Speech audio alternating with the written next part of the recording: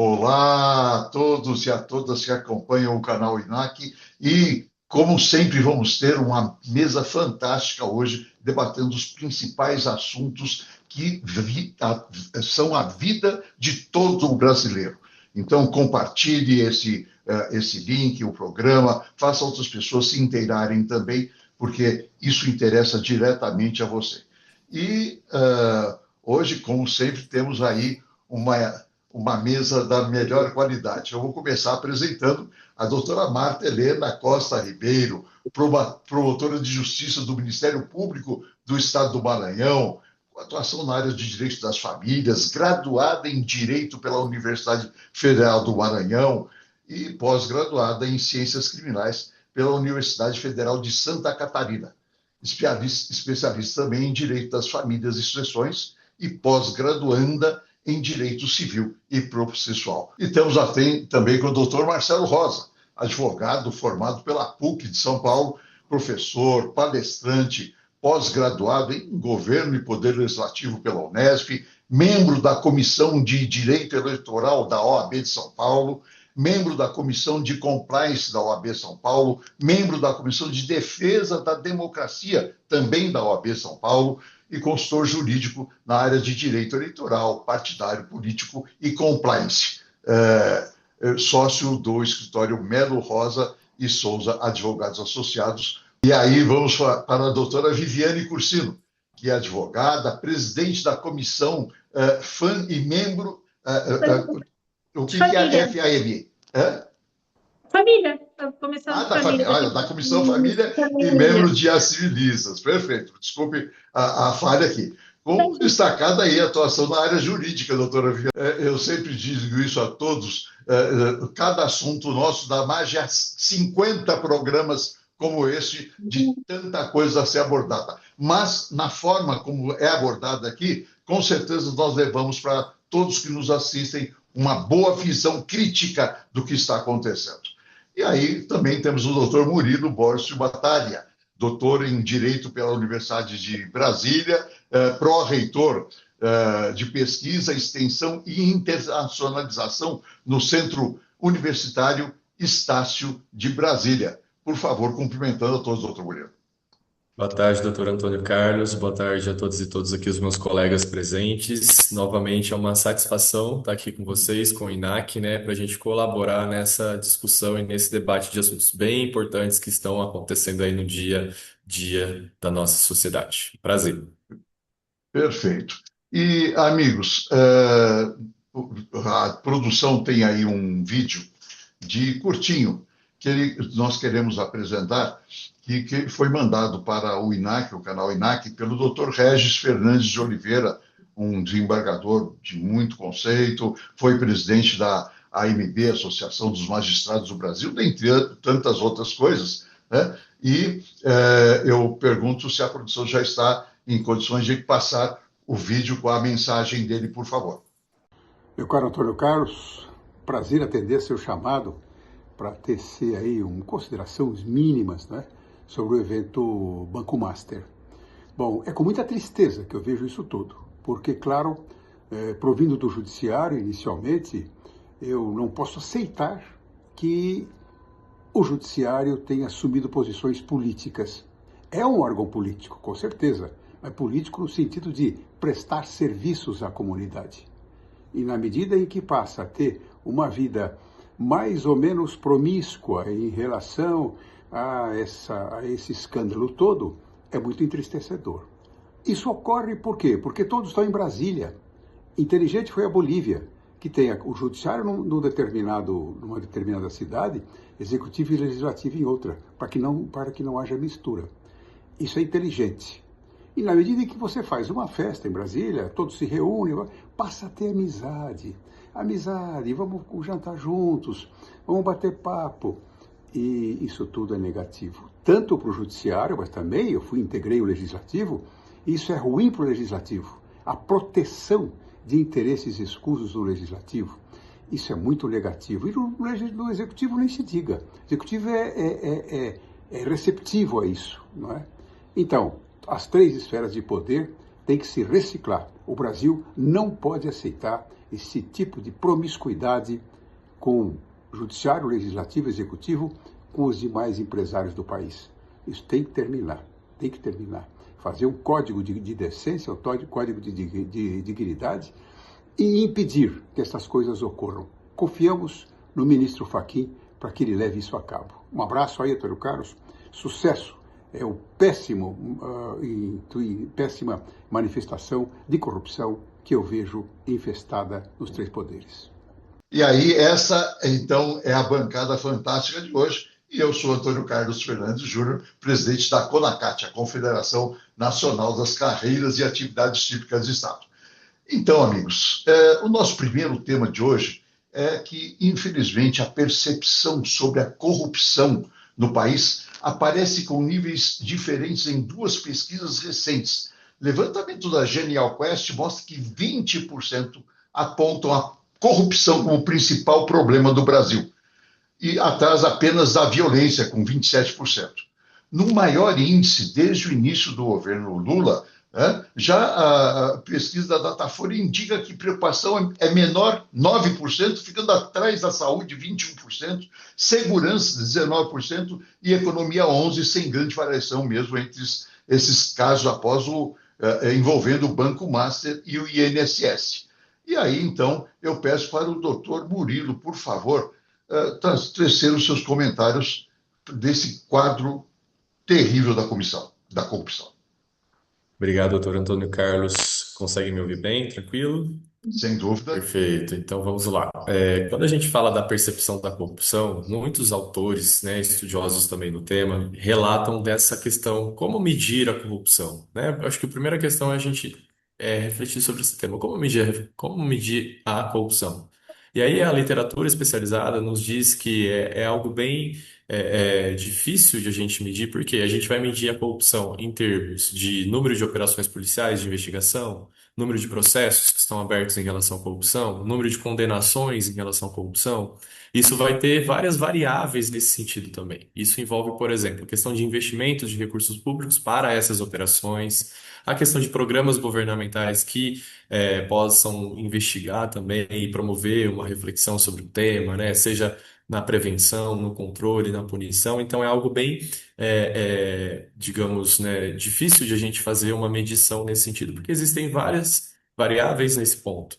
E quando a gente fala de percepção, é uma variável subjetiva, né? Então a gente tem essa questão da subjetividade nesses índices, que é por vezes criticada nesse momento, e é por vezes, além de ser criticada, é algo para a gente também levar em consideração que a opinião pública ela sofre não, mas ela recebe influência de diversos atores, inclusive, seja em virtude da mídia, né? Então, os diversos veículos de comunicação noticiando escândalos de corrupção, seja até mesmo em relação ao número de operações que a gente observa e como a gente tem observado nesse cenário. Quando a gente vai para a atualidade, a gente pode perceber que existem os escândalos aí do Banco Master, existem o escândalo do INSS, que estão na mídia recentemente, e isso pode também levar a essa estímulo da opinião pública para a questão da preocupação da corrupção colocada como um elemento de importância para a população. Então, como o senhor comentou, existem essas duas pesquisas, né? De toda forma, atualmente, a gente não tem a corrupção como um primeiro lugar por diversos fatores, enfim, e a gente pode observar a segurança pública sempre na frente da preocupação da corrupção nessas duas pesquisas. Essa é a constatação que a gente observa, né, em virtude de diversas questões aí de segurança que a gente tem observado no Brasil afora. Quando a gente retoma em alguns anos anteriores, a gente pode lembrar que a corrupção já foi uma das primeiras preocupações do brasileiro brasileira nessas pesquisas. Quando a gente vai lá para a questão do mensalão, quando a gente vai na questão do Lava Jato, a gente tinha um contexto de grande também circulação de informações sobre esses casos. E, em virtude disso, a gente pode colaborar ou fazer uma hipótese nesse sentido, de que a corrupção estaria nesses primeiros lugares em virtude desses escândalos também. Nesse cenário atual, a gente observa que ela está galgando aí numa pesquisa em segundo lugar, mas na outra pesquisa ela não está nos primeiros lugares, mas ela consta com uma preocupação, né? Então a gente Uhum. pode observar esse elemento. E aí eu puxo um gancho também, porque isso é uma forma de a gente também colocar esse tema em debate. É necessário a gente debater isso, né? A gente está em ano eleitoral, a gente está em ano que a gente precisa debater tudo isso, né? Não somente por ser ano eleitoral, mas a gente precisa debater esse tema. E um outro índice que a gente menciona aqui nessa medição da corrupção é o índice de percepção da corrupção pela Transparência Internacional. Ela faz um índice aí com uma metodologia mais alinhada desde 2012, 2013, e o Brasil vem galgando uma estabilidade baixa, né? Uma pontuação baixa nesse sentido. O que que essa pontuação baixa quer dizer? Quer dizer que há uma percepção maior de corrupção, né? Então, quando o Brasil ele atinge 35 pontos em média, né, nos últimos anos, e atualmente também, né, teve aí no último ano de 2025 essa pontuação de 35 pontos referente ao ano passado, a gente está verificando que essa pesquisa revela que a percepção da corrupção é alta. Então, quanto menos pontos o país tem, mais alta a percepção de corrupção é sentida naquele país. Então, elas estão se casando, essas pesquisas, de alguma forma. E trazendo esse índice de percepção da corrupção da Transparência Internacional, a gente vê o Brasil sempre nessa casa: 35 pontos, 36 pontos, 34, por aí. Desde 2024 a gente observa essa pontuação. Antes, em 2012 a 2014, 2016, a gente tinha uma média de 40 pontos e o Brasil caiu. Então, quer dizer que há uma percepção maior nesse sentido. Então, para fechar aqui essa análise, né, doutor Antônio Carlos, a gente vê que essas pesquisas estão se casando, a corrupção está como uma agenda de preocupação brasileira do brasileira, e, especialmente nesse ano eleitoral, é preciso a gente colocar isso em debate, né, em virtude dos escândalos que a gente vem acompanhando, e também como uma forma de a gente verificar que medida legislativa existem, né, para a gente levantar esse debate, as medidas legislativas de programas, né, o compliance, né, e também trazendo todos esses elementos aqui, além da legislação punitiva, mas uma legislação que também previne esses acontecimentos. E como que a gente controla esse fenômeno que destrói uma sociedade, destrói aí a questão da verba pública, destrói os investimentos e desvia as finalidades nesse sentido. Então, são pontos muito interessantes para a gente colocar aqui no debate. Exatamente, doutor Murilo. E isso acaba nos levando, amigos, para um tema que é o caso do Banco Master, né? Que é um caso que está aí no nosso dia a dia, no cotidiano de todos os brasileiros e da maior importância todos estarem bem informados sobre o andamento disso tudo. E a série de vazamentos de informações íntimas do fundador do Banco Master, o Daniel Porcaro, reacendeu no Supremo Tribunal Federal o debate sobre os limites de acesso a dados obtidos por quebras de sigilo em CPIs, após decisões dos ministros Flávio Dino e Gilmar Mendes anularem pedidos considerados amplos demais. Parte da corte defende maior controle sobre as informações solicitadas, exigindo pedidos mais específicos para preservar o direito à privacidade diante do aumento do volume de dados pessoais armazenados em celulares, como mensagens, e-mails, fotos, localização, enfim, tema que vem sendo tratado em decisões do STF desde a ampliação da interpretação da lei de interceptações telefônicas lá de 1997. O caso Master ganhou novas dimensões em Brasília e provocou divisões internas do tribunal e colocou o Supremo no centro do debate político, com potencial de desgaste institucional em meio a suspeitas de relações impróprias entre autoridades e investigados e ao clima de polarização eleitoral, reavivando aí críticas semelhantes às feitas durante os ataques ao ex-presidente Jair Bolsonaro. E aí, então, eu peço, por favor, um comentário com a mesma com a amplitude que tem a doutora Viviane Varza sobre isso. Bom, boa tarde. Vamos lá. Eu acho que sim. Fica até difícil a gente fazer algum comentário, que eu estava comentando com o doutor Antônio Carlos, porque as notícias estão aparecendo a cada uma hora, a gente tem uma notícia nova. Por outro lado, sim, o direito da privacidade, a vida pessoal de cada um é um direito fundamental, sem sombra de dúvida. Mas a gente está falando também de um Supremo que custa para a gente mais que a coroa britânica. né? Em torno de 900 bilhões por ano, quase que a coroa 600. Então, o que eu penso que é o nosso dinheiro também, que está ali, muitos envolvidos, vários políticos. Então, a partir do momento que é do interesse de uma população inteira que sofre com a corrupção endêmica cada vez maior, né? A gente teve um petrolão, a gente teve um metalão, a gente está tendo um aposentão, a gente está tendo agora esse problema do Banco Master, envolvendo figuras centrais que decidem as nossas vidas. Então, eu acho que, assim, se a gente for ver em relação à privacidade de um e de outro, mas tudo que uma população inteira está passando, sendo assolada por isso, sendo assolada, e que vão gerar consequências de vários profissionais que têm cargo vitalício, né, que não foram eleitos por nós. Então, assim, se a gente está tendo uma Constituição tão relativizada, né, como eu estava comentando, parece que nós temos 11 constituições no momento. Se ela está tendo tão relativizada, seja relativizada, então, também, que continue em favor da população, que quer saber, sim, o que está acontecendo. Nós temos, acho que, o direito de saber quando envolve o nosso dinheiro, o dinheiro que não chega para um hospital, que não chega para uma escola, sabe, que não chega para livro didático.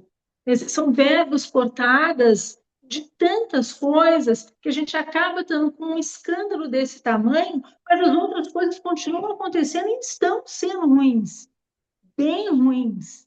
Né? A gente está vendo gastos absurdos com outras coisas, como a gente teve na COP, e o pano de fundo disso, né? É rasgar o nosso dinheiro de todas as maneiras.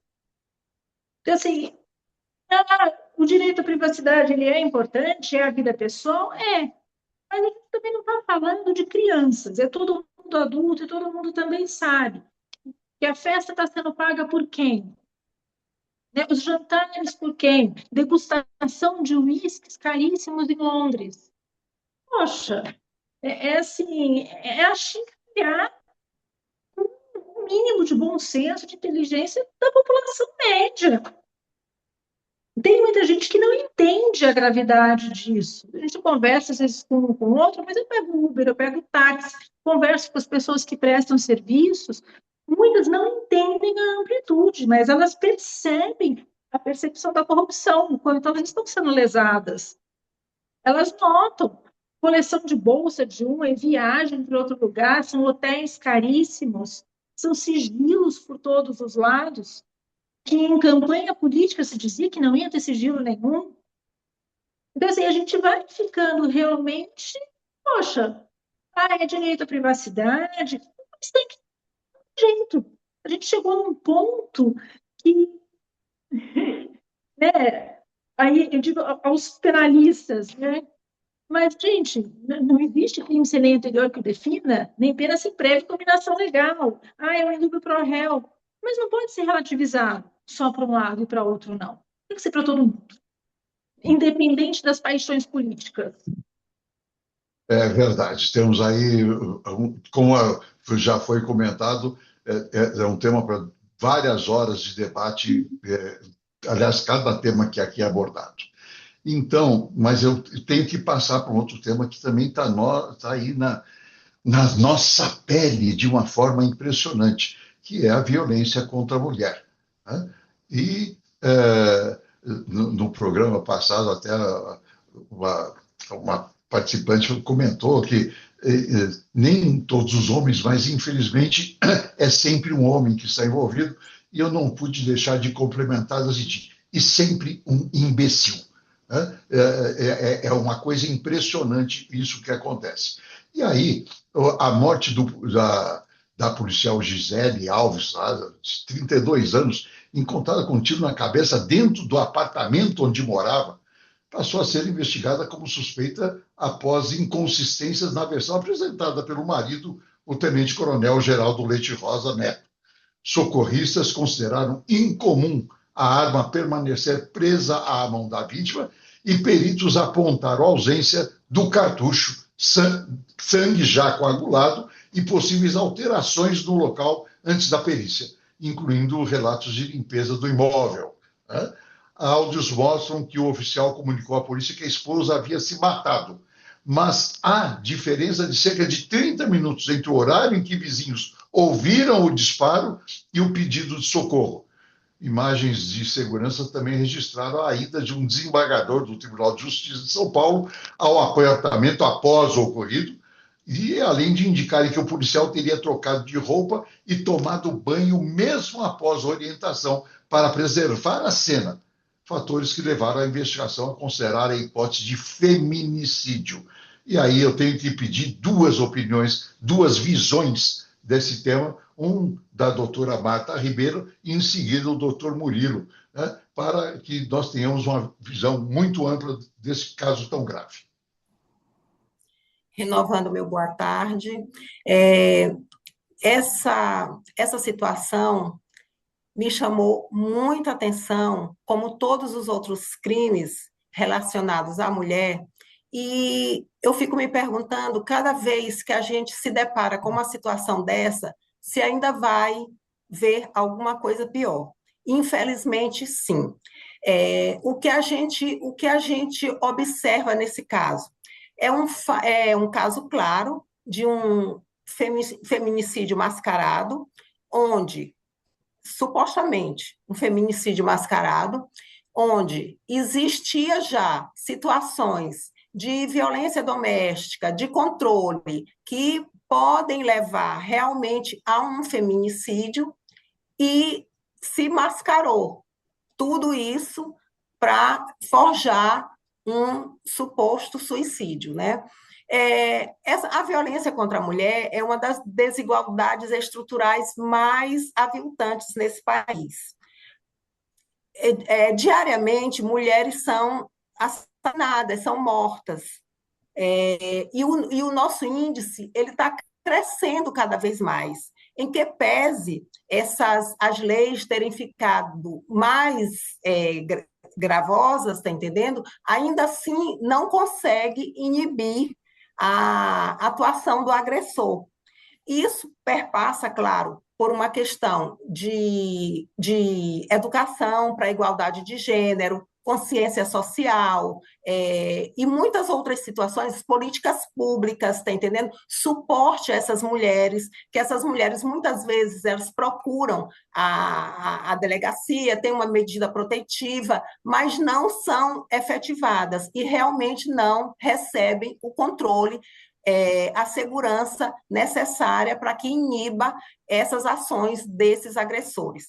E a gente vê, assim, inúmeros casos, e só pontuando também que não é só a violência física, existe a violência patrimonial, a violência psicológica, a violência emocional, né, a psicológica, emocional, a violência vicária. Todo mundo acompanhou aquele absurdo lá em Goiás, está entendendo? Onde o pai matou os filhos exatamente, e depois se matou exatamente para atingir a mãe, né, a mulher, que aí é a violência vicária, né? Então, e ainda abro um parênteses aqui para falar de uma violência que ninguém nunca se reporta, mas é a violência religiosa contra a mulher.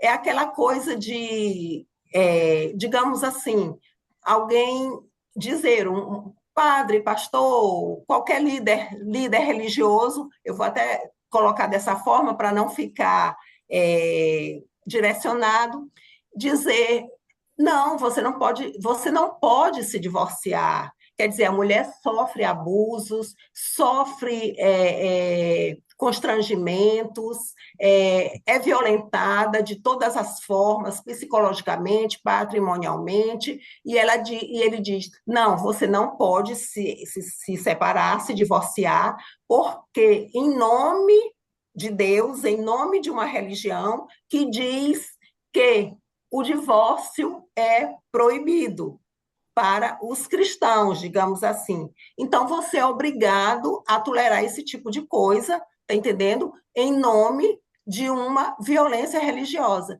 E aqui só vou exemplificar, eu estava falando agora mesmo, aqui no meu gabinete, eu tenho um caso na minha promotoria que a moça casou,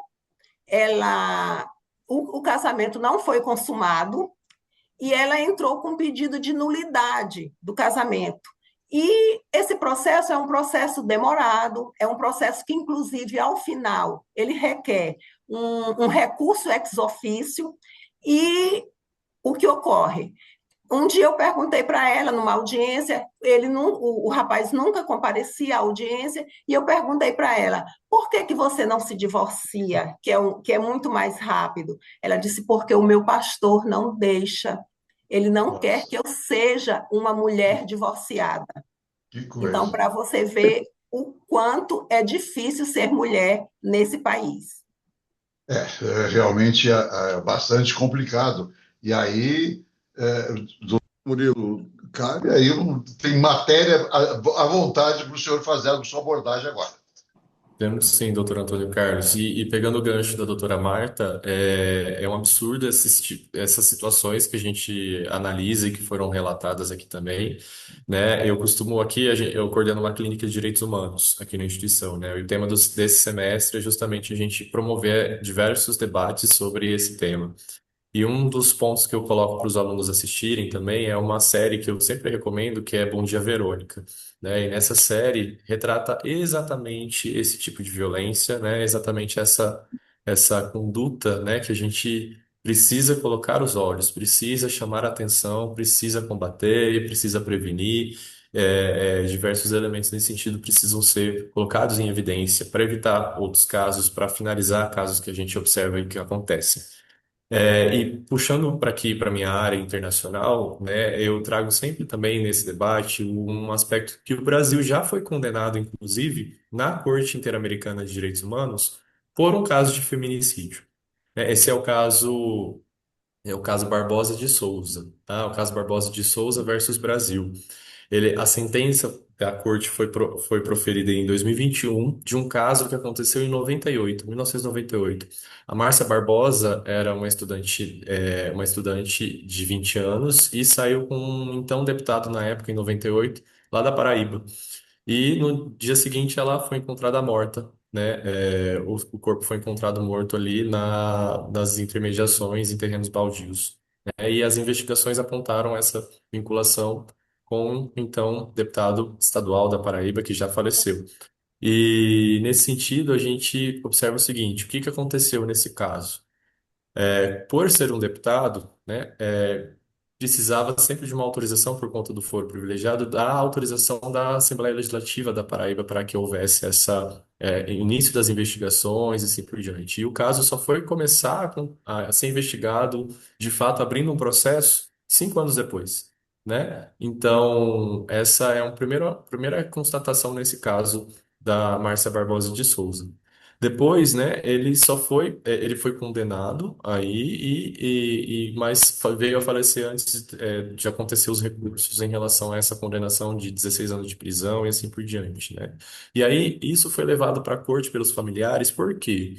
Por conta justamente dessa demora, a violação de diversos direitos, né? Sem falar vida, enfim, integridade física, igualdade de gênero, campanhas de diversas formas nesse ponto, que a demora na investigação, a demora na apuração, a demora até mesmo na sentença.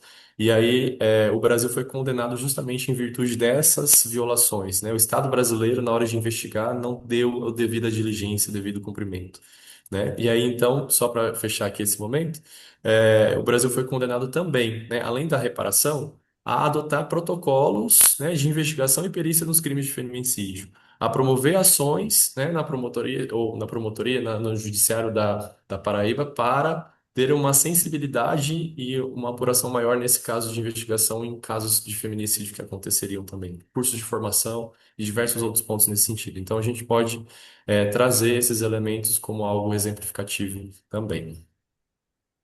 Você que está nos acompanhando, perceba a riqueza de abordagens, de detalhes que são trazidos a cada caso e faça isso. Então, eu insisto sempre, compartilhe com parceiros, com amigos, faça mais pessoas tomarem conhecimento de tudo isso que é tão bem abordado aqui.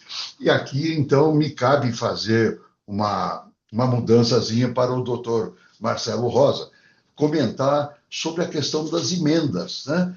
E sob pressão após as revelações sobre conversas entre o banqueiro Daniel Vorcapé, banqueiro entre aspas, não sei, e o ministro do Supremo Tribunal Federal, Alexandre de Moraes, a primeira turma da corte inicia o julgamento do primeiro caso de corrupção envolvendo deputados por suposto desvio de emendas parlamentares, em processo relatado por Cristiano Zanin e ligado às investigações conduzidas por Flávio Dino sobre o uso desses recursos. Os deputados Josimar Maranhãozinho, Pastor Gil e o suplente Bosco Costa são acusados pela Procuradoria-Geral da República de cobrar propina de prefeitos em troca de liberação de verbas em um esquema que envolveria percentuais sobre emendas destinadas a municípios. O julgamento é visto no tribunal como teste na disputa com o Congresso e pode resultar na primeira condenação, amigos, de parlamentares por uso irregular de emendas. Tema que já gerou tensão desde a derrubada do chamado orçamento secreto em 2021, em decisão relatada lá pela ministra Rosa Weber, além de servir como resposta às críticas de que o STF estaria interferindo nas atribuições dos legislativos. Doutor Marcelo, a gravidade dessa questão das emendas parlamentares, por favor, a sua abordagem. Boa tarde mais uma vez. Boa tarde, Antônio Carlos. Então, essa situação vem aí agora à tona aí nesta denúncia da Procuradoria-Geral da República, que sustenta que alguns deputados federais teriam pedido um percentual dos recursos de um município em condição de liberar de uma emenda parlamentar. E aí nós voltamos um pouco, nos últimos 2, 3 anos, tivemos o famigerado orçamento secreto, onde alguns estudiosos falam que o Legislativo tomou para si o orçamento da União e, de forma secreta, fazia suas divisões sem deixar divisões e destinações sem deixar a digital, né, com as famosas emendas PIX. E aí isso se aprofundou sob a relatoria do ministro Flávio Dino, que acabou por proibir essa questão do orçamento secreto. E aí veio, então, essa investigação, que envolve políticos já mencionados pelo senhor, a esfera federal. Então, nós estamos falando agora de uma investigação a nível federal, coincidentemente, depois da cessação aí por parte decisões do ministro Flávio Dino do orçamento secreto. Estamos falando de parlamentares, deputado federal. Mas aqui eu faço um estacato, aqui uma parada, para fazer aqui uma provocação. Essa questão do orçamento da chamada pedágio, alguns chamam de pedágio, outros chamam de propina, das emendas parlamentares, que o parlamentar exige de alguns prefeitos, basicamente ele não é novo na esfera estadual ou mesmo na esfera municipal, não é novo no Brasil. Mas agora tomou uma repercussão porque estamos tratando aqui de deputados federais e com essas notícias sendo cada vez mais difundidas, a opinião pública, já cansada da questão do tema da corrupção, que não aguenta mais, passou a ser um tema, inclusive, que nós vamos debater logo no tema adiante, que é a questão da eleição, passou a cobrar. E aí agora vem o quê? O judiciário agora vai dar a resposta para a sociedade desse primeiro caso envolvendo um deputado federal. E hoje, depois, em tempos de julgamentos para a televisão, televisionado, então a população vai ter, já tivemos aí o início desse julgamento, a população agora vai ficar pressionando ainda mais. E aí, conforme você disse, o senhor disse anteriormente, a questão do conflito do judiciário com o legislativo, que vai agravar ainda mais uma decisão desfavorável à corrupção, logicamente, isso tem que ser uma bandeira que tem que ser para adiante, e no fundo, o que está em debate aqui é a necessidade de garantir transparência e o controle do uso desses recursos públicos. A população está cansada, não aguenta mais de ver tanto imposto, tanta arrecadação. Aqui em São Paulo nós temos aquele chamado impostômetro, você passa ali na Rua Rua Boa Vista, onde está lá a casa de trilhões de reais, e a população não vê o retorno disso em segurança, saúde, educação e o bem-estar da população, o bem-estar social da nossa população. Então, no fundo, esse julgamento vai ser um marco realmente, porque envolve o parlamentar, deputado federal e julgamento televisivo. Porque tivemos já situações em nível estadual, julgamento não televisivo, só ficou restrito às partes, ou blogs locais, imprensa local, que não teve repercussão nacional. Espero que a condenação, se houver condenação, que ela seja de forma didática, para que o parlamento tenha o devido cuidado para garantir a transparência no repasse destas emendas tão importantes para municípios que não têm arrecadação própria e dependem do envio dessas emendas que não sejam esmolas com pedágio. Fora a questão, doutor Marcelo, de que os municípios, na verdade, com as exceções que o senhor bem mencionou, eles é que promovem a arrecadação, e o que está acontecendo, e a gente acompanha isso através de organismos dos vereadores, a União dos Vereadores do Brasil e outras entidades, vereador e prefeito virou pedinte em Brasília, né, para essa concentração absurda de poder, cada vez mais Brasília e menos Brasil. Exatamente. Isso é uma coisa a ser levada em consideração. E eu não posso deixar de comentar também, doutor Marcelo, que as estruturas de Estado, nós precisamos fazer com que sociedade e mercado percebam a importância de estruturas de Estado saudáveis para o bem deles próprios. Mas vamos para já o tema seguinte, doutor Marcelo, que emenda com essa sua primeira colocação, e eu peço para o senhor abordar também, que é a questão da corrupção como pauta das eleições, né? Deve voltar ao centro do debate eleitoral, especialmente diante de casos recentes, como envolvendo o Banco Master, as irregularidades com benefícios do INSS, né, que recolocaram o tema entre as principais preocupações do eleitorado. Nesse cenário, doutor Marcelo, a pauta da moralidade na política tende a influenciar as estratégias dos principais pré-candidatos ao Planalto, né? Presidente Luiz Inácio, senador Flávio Bolsonaro, todos que, enfim, estão aí colocados. E a repercussão desses episódios recentes pode afetar a percepção política e a viabilidade eleitoral dos candidatos, reforçando a tendência de que o combate à corrupção volte a ocupar o papel central na disputa presidencial. Doutor Marcelo, eu abro para o senhor fazer esse comentário, e em seguida, se algum participante mais quiser nos chamar para fazer alguma observação em cima desses temas. Por favor, doutor Marcelo. Então, o tema da corrupção, ele sempre vira pauta na eleição, sempre. Agora, estamos mais nesses escândalos aí, o maior aí que estão falando que é o maior do escândalo financeiro no nosso país, nem sei se é financeiro, se é um escândalo mesmo de quadrilha mesmo, tá certo?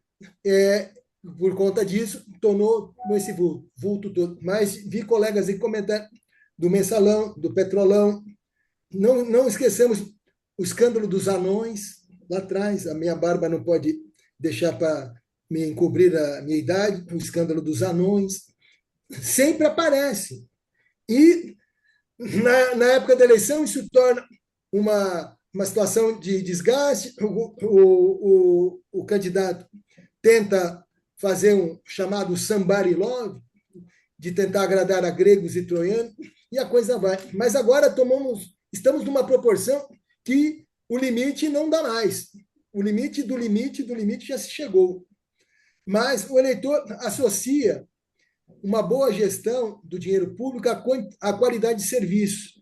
E com a corrupção batendo aí os noticiários, essa situação fica muito mais latente e a descrença muito maior. Tá certo? Mais do que apontar erros do passado, o eleitor exigirá nessas eleições, esperamos que ainda mais. Eu dou aula em curso de cidadania, e eu digo o seguinte: a sua melhor arma do bom sentido, a arma da paz, é o seu voto, o título de eleitor. Ali, ele não tem preço, ele tem consequências. Ele tem consequências pelo menos 4 anos, seja para um cargo de gestão do Poder Executivo ou do Poder Legislativo de deputado, ou 8 anos, que nós temos agora 2 cargos que são de senador, tá certo? Então, exigirá propostas que garantam que o dinheiro público chegue ao seu destino, sem desvios. Mas nós temos aí os candidatos muito bem aparelhados, com pessoas altamente qualificadas, fazendo o seu plano de governo, a sua linha de ação, linha de conduta, seu discurso, e o papel é muito bonito, aceita tudo. Mas vamos ver que se realmente vamos ficar nessa ciranda, que o papel não leva para a prática, a partir do ano que vem, na nova gestão, de uma nova gestão sem corrupção, sem descrença da população com da nossa democracia, né? Porque nos dias de hoje a corrupção deixou de ser um tema adormecido, passou a ser encarado como um fator decisivo e crescente para a escolha de um candidato. Então, espero que aquele eleitor que esteja nos assistindo pense nisso, que voto não tem preço, ele tem consequência. E que, se você que está nos assistindo conhecer alguém que negocia, que aceita vender o voto por qualquer coisa, por valor ou por benefício ou por cesta básica, seja o que for, fale para ele das consequências disso na vida dele e de toda a sociedade brasileira. E fica aberto, perdão, para todos os participantes que queiram, por favor, abordar esses temas da maior importância aí, numa rápida abordagem de quem pedir a palavra aí agora, por favor. Eu tenho a impressão que a doutora Viviane está... Por favor, doutora Viviane. Uma coisa que eu noto é que as pessoas, o que a gente puder levar de informação, as pessoas não têm noção, a grande maioria, da importância de um senador, né? E o Senado ele é importantíssimo. Então, eu tenho notado isso, a necessidade de explicar, não só para os mais jovens, mas para os mais humildes, que a importância, eles não entendem muito bem, entendem? O deputado é aquela coisa para pedir alguma coisa, o presidente, mas eles não têm noção do quanto é importante o Senado, né? O Senado, ele pode comandar o país ou ele pode barrar tudo. Então, assim, isso eu acho muito importante, a população começar a entender a importância que tem um senador. Eu tenho notado muito isso. Uma coisa que a gente estava até conversando aqui na OAB, nós temos um programa dentro da OAB, das comissões, que a OAB vai à escola. Então, eu estava conversando sobre isso, para levar para a população, sabe, para os estudantes de ensino médio, explicar o que é o Senado. A senhora me lembra, doutora Viviane, que vocês não acompanharam isso, mas eu vivi lá atrás em que o estudo, a educação pública era de primeiríssima qualidade no Brasil. A vergonha para a família era quando o filho não passava na escola pública e tinha que pagar para passar de ano na escola particular. Essa era a vergonha para a família. Então, e conseguiram, infelizmente, destruir, lógico, há aí bolsões resistentes ainda, mas como destruíram a educação no Brasil. Eu pergunto se sobre os temas, sobre esse tema, alguma observação, doutor Murilo ou doutora Marta? Pois não, doutor Eu Murilo. posso. Aqui eu só relembro também, pegando o gancho da doutora Viviane e doutor Antônio Carlos, que a professora Rita Biazon, aqui também do INAC, né, ela coordenava um projeto na Unesp de Franca, que é Política para Jovens, né, e eu, quando era aluno, né, da graduação, lá em 2011, por ali, fiz parte desse projeto. Então, a gente levava essa informação para os alunos da escola pública sobre os três poderes, sobre como votar no sistema eleitoral, corrupção, né? E isso era fantástico, né? Então fica como um exemplo de boa prática também, né? Que a gente pode replicar depois, né? Em outros cantos aqui do Brasil, nesse ponto também. Exatamente. Pois não, doutora Marta, a sua observação a respeito dos temas. Só acrescentar que a corrupção ela não é apenas um desvio de recursos públicos, ela é um desvio de confiança. E nós temos que conscientizar a sociedade para que haja integridade pública. Que coisa impressionante. De fato, o combate à corrupção, à integridade, o grande mote do INAC e deste programa. E que coisa boa ter uma bancada como os senhores e as senhoras aqui hoje. E eu peço, então, que cada um utilize um minutinho, por gentileza, as suas considerações finais e se despedindo dos nossos espectadores e telespectadores. Vamos começar pelo doutor Marcelo, por favor.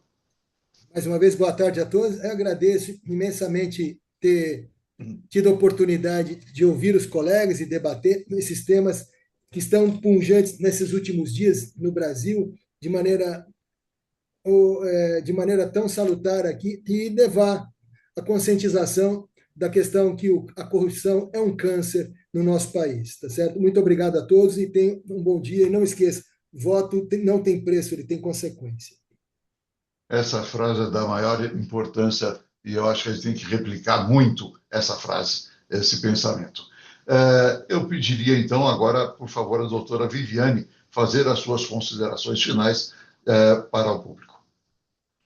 Eu agradeço, né, mais uma vez, realmente faço as palavras que o voto realmente não tem preço, mas eu também gostaria de chamar a atenção não só do combate à corrupção, tudo, mas a violência contra a mulher. Eu acho que isso é uma coisa, são 4 mulheres assassinadas por dia no nosso país, fora todas as outras violências, a dificuldade de implantar políticas públicas, mesmo nas cidades. Eu sou de uma cidade que a gente até hoje não conseguiu implantar aqui junto da prefeitura, né, mais ou menos quase que a metade dos inquéritos policiais são todos de violência doméstica, e a gente tem uma delegacia com 2 escrivães.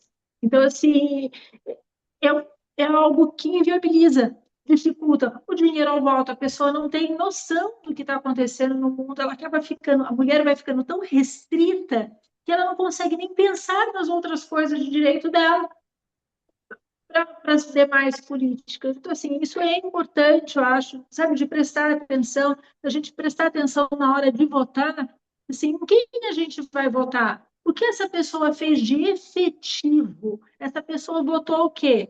Barrou o aumento de uma pena maior para um estupro, sabe? Então, eu acho importante isso, as pessoas, antes de votarem, elas prestarem atenção no que a pessoa está falando, mas o que ela votou, independente do partido.